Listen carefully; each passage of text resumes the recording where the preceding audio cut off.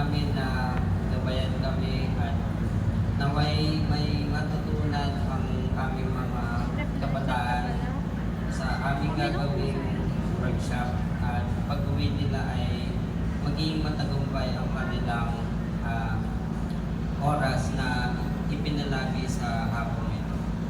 Yun po ang aming dalangin sa pangalan ng aming Ama. Amen. Painting. So, explain ko lang yung idea ng coffee painting. So, it's been around for medyo matagal na panahon na. Kaya lang hindi pa masyadong known sa marami.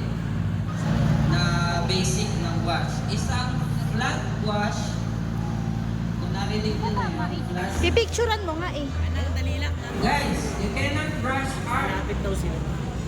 Take your time. Papatungan nyo ng another layer mamaya. Kapag medyo malakit-lakit na siya or medyo nagda-dry out.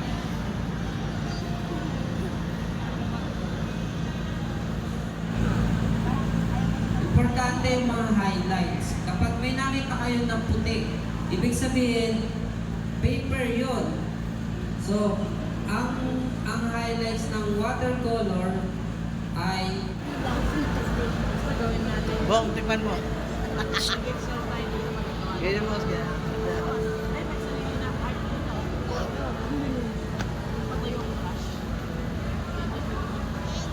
Free mo sa pa. Waka mo, isa. Sige mo, ha. Tapos, tignan mo, open mo ulit. Open mo ulit.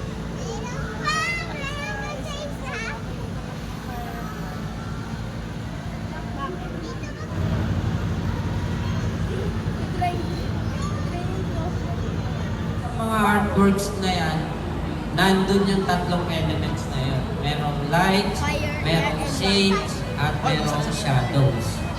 So, ilalagay natin